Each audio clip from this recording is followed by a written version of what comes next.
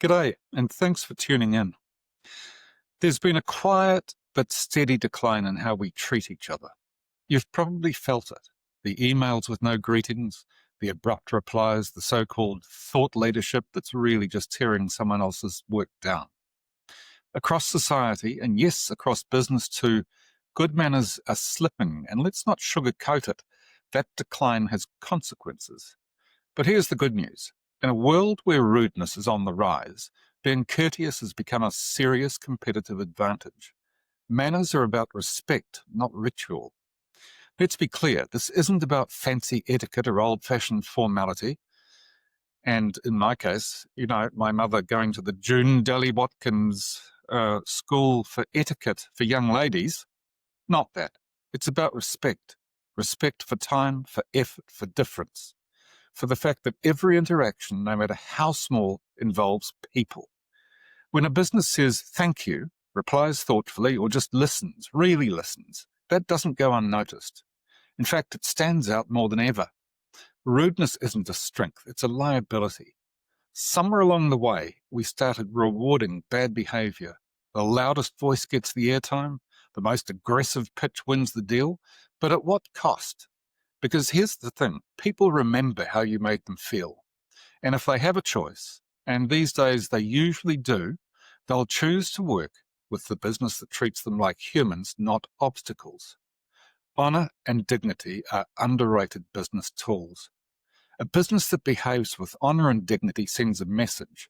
We're consistent, we're safe to deal with, and we're not going to screw you over for short-term gain. That kind of trust builds long-term relationships with customers, with suppliers, with staff. It's not weakness, it's a different kind of strength, one that lasts.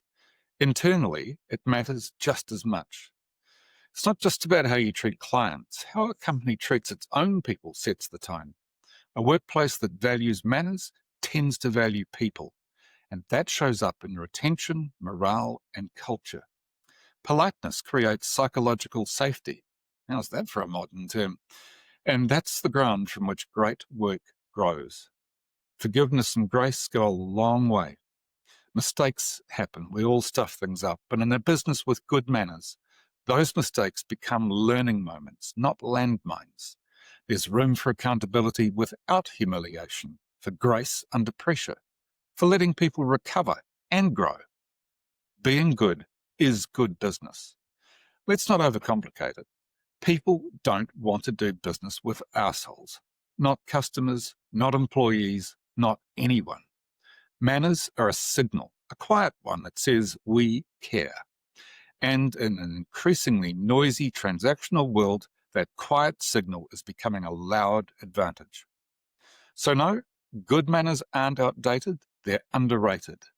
They're what set apart the businesses that last from the ones that flame out.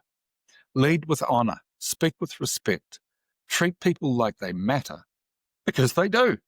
You'll sleep better, your team will work better, and your customers, they'll keep coming back.